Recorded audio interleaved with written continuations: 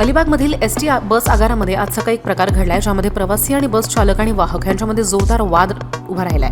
पनवेलवरून अलिबागकडे येणाऱ्या एसटी बसमध्ये प्रवासी जोडपं प्रवास करत होतं. बस अलिबाग आगारामध्ये पोहोचताच पुरुष प्रवाशानं वाहन चालक आणि वाहकावरती तक्रार केली की 350 रुपये परत करावेत. पण वाहक म्हणाले की प्रवासादरम्यान आणि तिकिटाचे पैसे पूर्णपणे घेतले गेलेत आणि त्यांच्याकडे अतिरिक्त कुठलेही पैसे नाहीयेत. वाद वाढत चालल्यानं प्रकरण वाहतूक निरीक्षकांकडे गेलं. तपासणीमध्ये स्पष्ट झालं की वाहकाकडे असलेली रक्कम आणि प्रवाशांकडनं तिकिटासाठी मिळालेली रक्कम अगदी जुळतीये.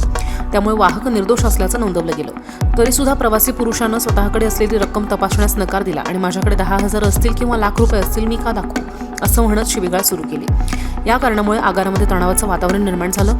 एसटी कर्मचाऱ्यांनी संयम राखून परिस्थिती नियंत्रणात आणली. प्रशासनानं स्पष्ट केलंय की सार्वजनिक वाहतूक सेवेत अशा प्रकारचं गैरवर्तन खपवून घेतलं जाणार नाही. अलिबागमधली ही घटना नागरिकांना जागरूक करण्यासाठी एक इशारा ठरली आहे. प्रवाशांनी सुद्धा संयम राखून आणि सार्वजनिक वाहतुकीचा आदर राखावा, हीच प्रशासनाची विनंती आहे.